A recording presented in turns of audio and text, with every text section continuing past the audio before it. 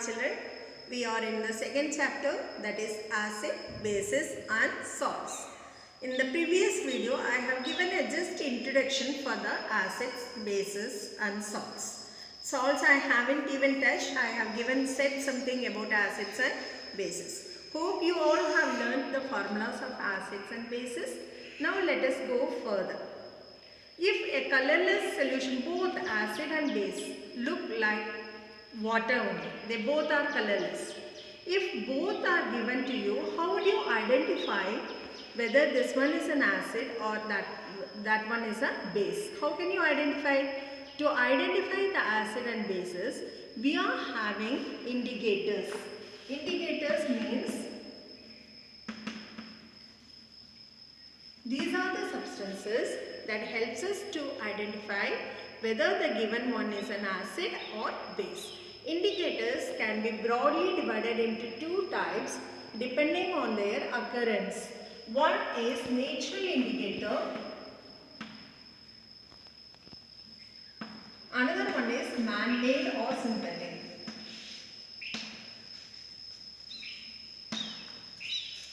Natural indicator, I am going to give you some examples. You can try it at your home also. The best example for natural indicator is turmeric. Turmeric, you would have seen the color of turmeric is yellow. By chance, while eating the veg, if it falls on your white shirt, what do you do? After going home, you try to remove that white yellow stain by rubbing it with a soap. Immediately you would have seen when you rub it with a soap, the yellow color turns to red. The reason is soap is basic in nature. So turmeric is an indicator that helps us to find the base. Base becomes red with turmeric. Yellow turmeric becomes red in basic condition. But in acid, it remains the same, no change. Now, like this, now let me give you the names of the indicator, then I will come to tell you about the properties. What is the color of these indicators in acids and bases? Litmus. You would have studied about litmus in your junior classes also.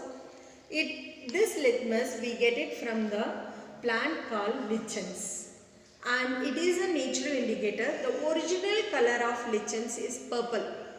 When in this purple, if you add an acid, it gives red. If you add a base, it gives blue. So two types of litmus are there. One is red litmus, another one is blue litmus. And we can have this litmus in the form of solution also or in the form of strips also. Both the things are available. Next, turmeric. Next, hibiscus. Hibiscus is the flower.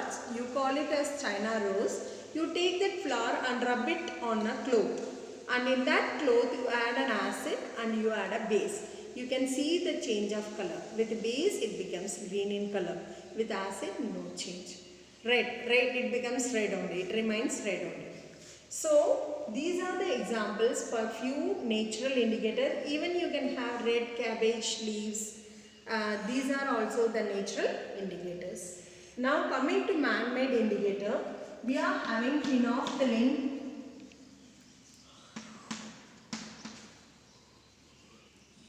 methyl orange,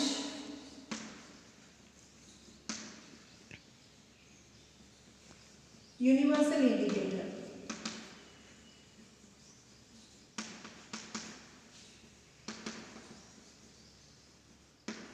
The color of phenolphthalein is colorless. It is colorless and it gives pink color with bases and it remains colorless with acids. With acids, there is no change in its color. It remains, the solution remains colorless only. But when you add 1 or 2 drops of phenolphthalein to base, it becomes pink. The methyl orange gives red with acid and yellow with bases. Methyl orange is another type of indicator. It gives red color for acids and yellow color for bases. Universal indicator, if the solution is neutral, Neutral means neither acid nor base. Its original color of that universal indicator is green. But in acid it gives red color and in base it gives blue color. So these are the three indicators that are synthesized in the lab and they are called man-made indicators: phenolphthalein, methyl orange, universal indicator. Universal indicator is a combination of so many dyes. It is not made up of only one substance. It is a combination of so many dyes, and same universal indicator is you can get it in the form of strips as well as in the form of liquid. pH, all the things are there. I will come to this universal indicator a little later in this topic. Clear? Other type of indicator, the other classification of indicators are color, the change in color. Right now what I have discussed all are change in color. There are some indicators that gives different smell in acid and different smell in base. Such indicators are called as olfactory indicators. This time in board exam question was asked from this also, olfactory indicators. So there are again two types of indicators depending on how they give response with acid and base. One is the change in color. Right now whatever we have discussed previously, all are change in colors only. Another one is olfactory indicator, change in smell or odor. Now there are three types of olfactory indicators. One is onion extract. What is onion extract means? You can do this at your home also. You chop the onion and you fill this onion in a polythene and you take a cloth and cut it in the shape of a rectangle and put those cloths also in that polythene in which you have put the chopped onions, and you close the zip and keep it in the refrigerator for 8 hours. After that you take your indicator is ready. That indicator, onion indicator, when you in that cloth, when you put 1 or 2 drops of acid, it gives the smell persists. There is no change in the smell of that onion. But when you add a base, the smell changes. So this is how onion extract react with acid and base. Next one is clove oil. Clove oil, long usage. Clove oil, when you take 1 or 2 drops of clove oil and to that if you add an acid, the smell of the peculiar smell of clove remains the same. But when you add a base to clove oil, the smell changes. Now third one is vanilla extract, essence. You know the flavor of vanilla. You are having biscuits, ice creams, all the things have vanilla flavor. This flavor has a particular smell. You take 1 drop of that vanilla essence. In that when you add an acid, the smell of vanilla essence remains the same. But when you add a base to vanilla essence, the smell of the base changes. So these are the 3 olfactory indicators. Clear, children? Now I am going to tell you the physical properties of acids and bases. Let us do a comparative study of the physical properties of acids and bases. First one is nature. What is the nature of acid and base? They both are corrosive in nature. Corrosive in nature, that is when they fall on your skin, they damage the skin. There is a Hindi movie based on this also, acid attack also. You would have seen it, isn't it? So the nature of the acid and base both are corrosive in nature. Second one is color. Both are colorless. Color, both are colorless. No color, like water, both are colorless. Then third one is taste. How they taste? Acids, you would have tasted the acid in curd, in fruits, citric fruits, lemon, apple, all these things are having acids. The taste of acid is sour in taste.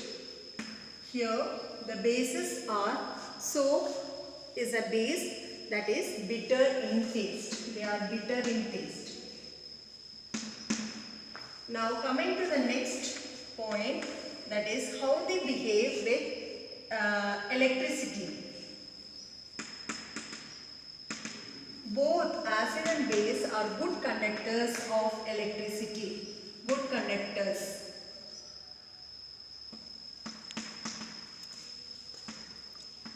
Conducts.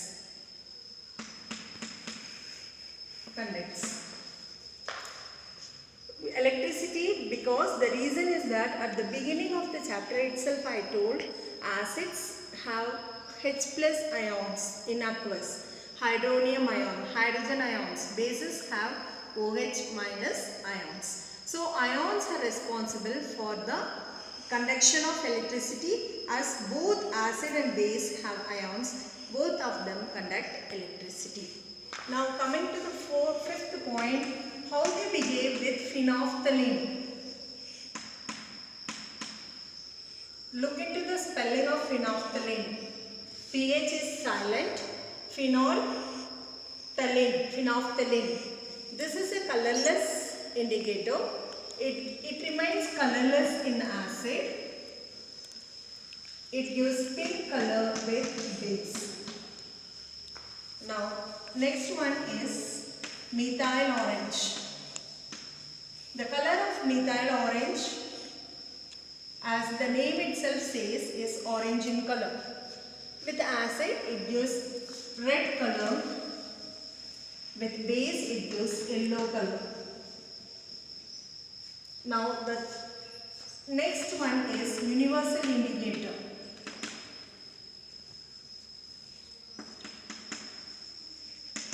Its original color is green. The color of this universal indicator is green. It is neither acidic or basic, it is neutral. With neutral it gives green. With water it gives green color. It gives red color with acid and here blue color with base. Next is litmus. Eighth one, litmus. Acid turns blue litmus red.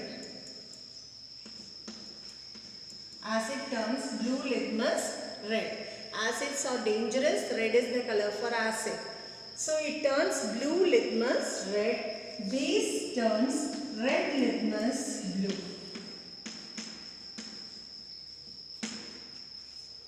So these are the physical properties of acids and bases.